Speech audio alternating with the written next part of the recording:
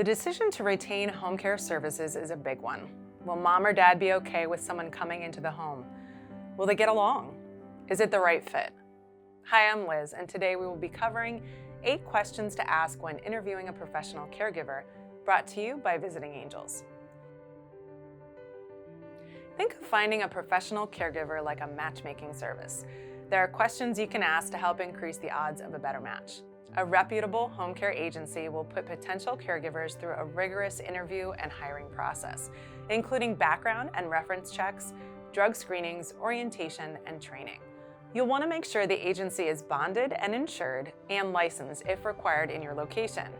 To help you identify the best match and increase the odds of a successful relationship, here are 8 questions to consider asking during an interview with a potential caregiver.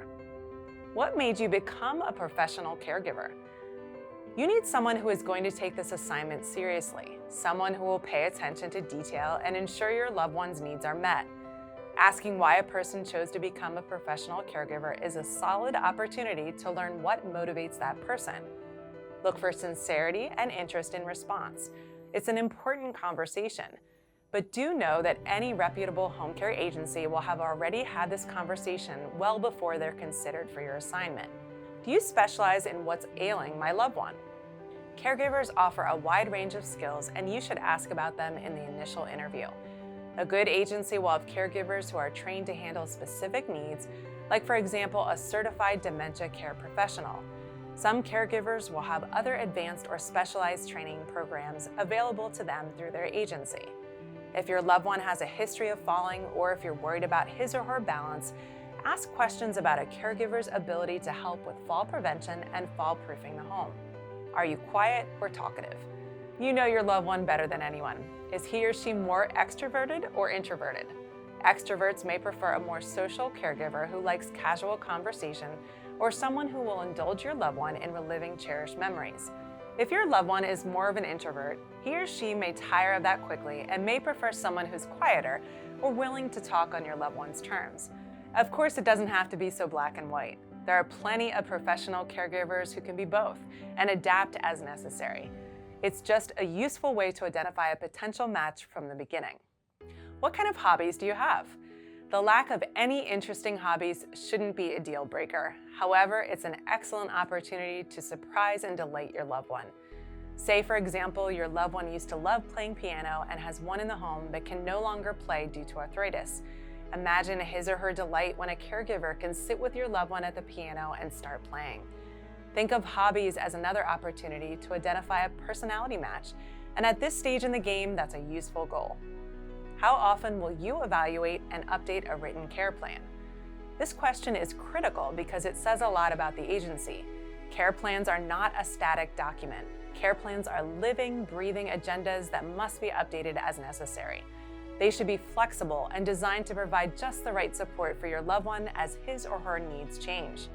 Ensure any potential caregiver agrees with this, and look for agencies that are constantly evaluating and updating care plans as needed. What is your policy for communicating with a client and their family members? Many families decide to retain home care services from afar. Long-distance family members are common, and that makes communication paramount. Ask potential home care agencies how they plan to keep the family informed and when you can contact them. Accessibility is very important, so ensure your home care agency stresses an open line of communication and that they'll be available when you need them. Can you give me examples of how you deal with a stressful situation? If you've had the role of caregiver, you already know how stressful the work can be. Maybe mom or dad's in a bad mood, not being positive or cooperative. It's easier for a family to endure the kind of mood swings that can happen while giving care. But for a stranger, it can be a lot harder to tolerate, unless you're hiring a compassionate professional caregiver. What kind of food can you cook? Have you had experience cooking for others? If your loved one will need meal prep, it's important to know not only if your caregiver cooks, but also what kind of food he or she can make. Food is a fantastic problem solver, so it helps if your caregiver can cook what your loved one enjoys. It shouldn't be a deal breaker, but consider it another opportunity to identify potential commonalities between your loved one and the professional caregiver. And just imagine if your loved one has a particular passion for cooking, but has trouble standing on his or her feet very long in the kitchen. Perhaps the caregiver can play sous chef to your loved one and they can cook together. If you enjoy our content, please make sure to like this video, leave a comment, and subscribe to the YouTube channel. Thanks for watching, and we'll see you next time.